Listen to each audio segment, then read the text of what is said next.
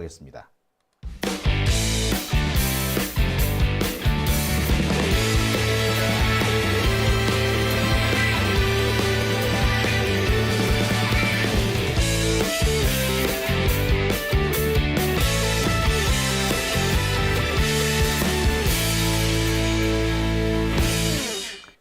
네, 오밤중에 뉴스 함께하고 계십니다. 베네데토님, 네, 보내주신 자료 제가 봤습니다. 예, 제가 알고 있는 내용이니까요. 네, 제가 좀 더 확인을 해보겠습니다. 네 번째 주제는요, 오늘 있었던 대장동 사건 재판에 대한 얘기입니다. 오늘 대장동 재판에서는 유동규가 증인으로 출석했습니다. 지금 여러 차례 유동규가 증인으로 지금 출석해서 재판을 받고 있죠. 그런데 오늘 이 재판에서 재밌는 이야기가 나왔습니다. 이 이야기가 나오니까 갑자기 유동규가 발언을 못해요. 증언을 못합니다. 고개를 푹 숙이고 있으면서 멘탈이 크게 흔들리는 모습을 보여줬습니다. 네, 지금까지 자신이 법정에서 거짓말했다는 것이 낱낱이 드러나는 바로 그런 상황이었다라고 생각이 드는데 거짓말이 딱 들키는 거죠. 도대체 무슨 얘기가 나왔느냐고요? 이 얘기가 나왔습니다. 자, 지난번에 룸살롱 실장, 그러니까 또 우리가 유흥업소 실장이라고 하는 분, 그분이 법정에서 증언을 했다는 얘기 들으셨을 겁니다. 그분이 유동규한테 좀 불리한 얘기를 많이 했죠. 하지만 결정적인 얘기는 없었습니다. 그런데 이분이 그날 증언이 끝나고 난 다음에 변호사, 그러니까 정진상 실장 쪽의 변호사한테 전화를 걸어서 자신이 오늘 하지 못한 중요한 얘기가 있다. 정말 지금 너무 세상이 무서워서 내가 보복당할까 봐 말하지 못했는데 사실 이 얘기는 내가 꼭 밝히고 싶다. 유동규가 옛날에 나한테 와가지고 그런 얘기를 한 100억 정도 벌어올 테니까 그거 네가 좀 보관 좀 해줘라 라고 말이죠. 내가 100억 정도 벌어올 테니까 네가 보관 좀 해줘. 보관을 해달라는 건 뭘 의미하겠습니까? 압수수색을 당하든지 혹은 범죄 혐의 수사로 인해서 돈을 다 뺏길 수가 있는데 뺏기지 않도록 숨겨둘 테니까 너한테 숨겨놓을 터이니 네가 좀 보관 좀 잘해줘. 이 얘기를 했다는 거죠.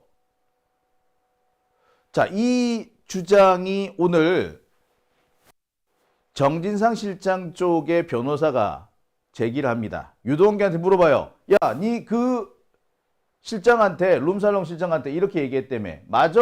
아니야? 이때부터 아주 난리가 납니다. 충격적인 얘기죠. 아시다시피 지금 이재명 대표 재판 여러 개가 진행되고 있습니다만 현재 진행 중인 것이 대장동 사건 재판이 있습니다. 유동규가 증인 신문을 받고 있고요. 현재 변호인 반대 신문입니다. 이재명 대표 쪽에서도 반대 신문을 했고 끝났죠. 그리고 정진상 실장 측의 반대 신문이 진행되고 있는데 유동규가 계속 협조를 안 해서 반대 신문이 길어지고 있는 중입니다. 그게 오늘 열린 거예요. 바로 이 기사가 오늘 있었던 사건에 대한 기사입니다.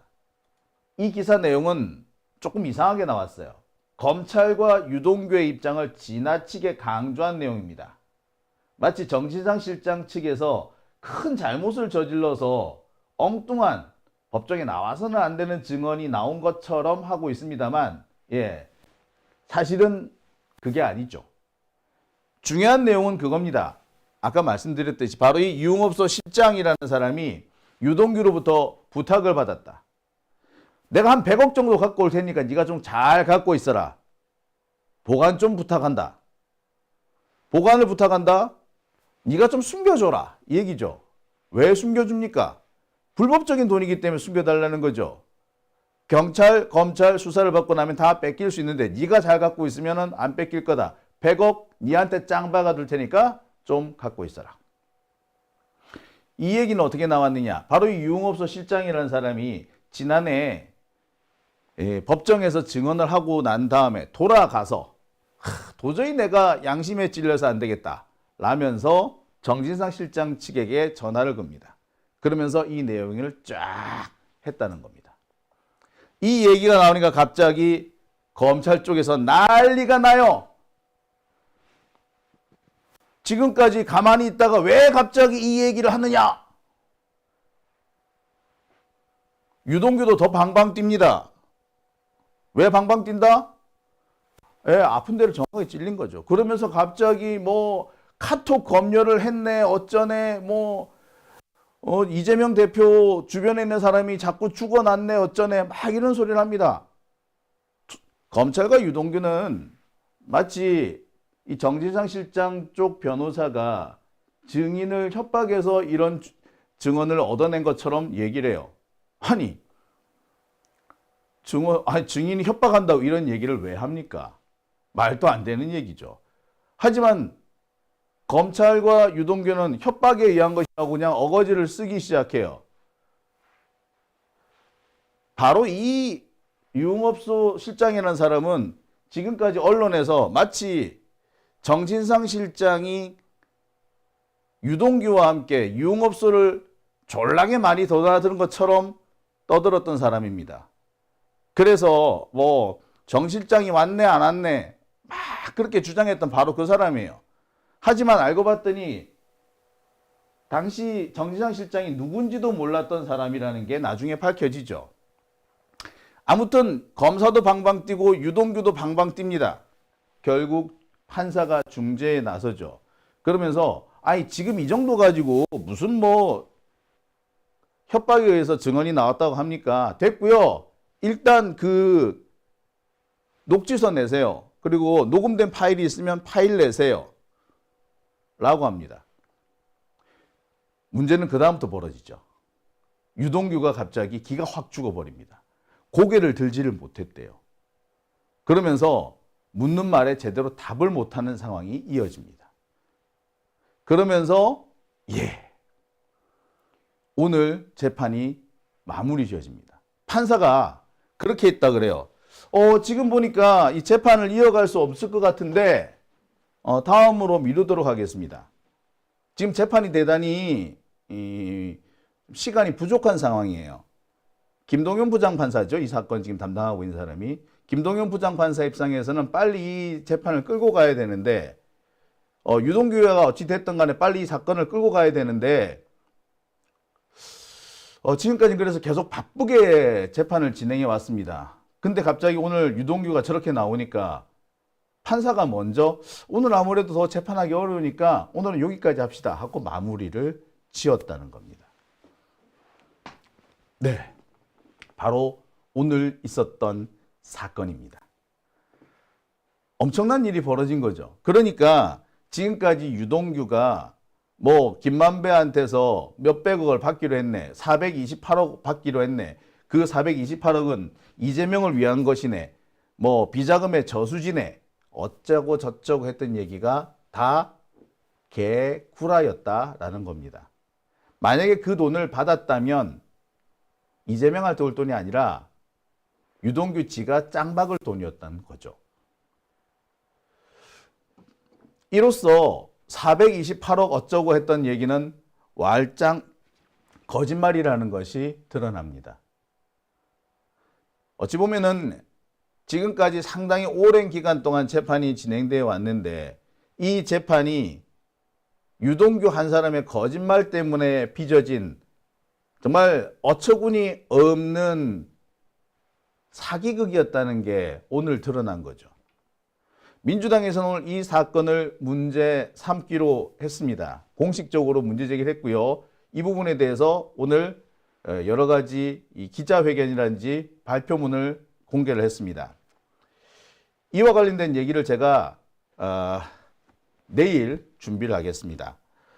오늘은 너무 시간이 많이 됐죠. 자세한 내용은 제가 조금 더 취재를 하고 그다음에 민주당에서 지금 밝히고 있는 얘기들까지 포함해서 자료를 좀 더 모아서 정리를 하고 해서 내일 전해드리도록 하겠습니다. 오늘 생각보다 준비된 내용이 길어져서 마지막 주제 간단하게 끝낼 수밖에 없는 점 양해해 주시기 바랍니다. 내일 자세하게 전해드리도록 하겠습니다. 자, 오밤중의 뉴스. 예. 함께 하고 계신 지금 시각 1시 47분 지나고 있습니다.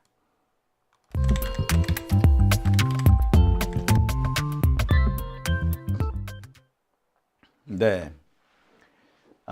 확실히 이 재판이라는 게 그래요.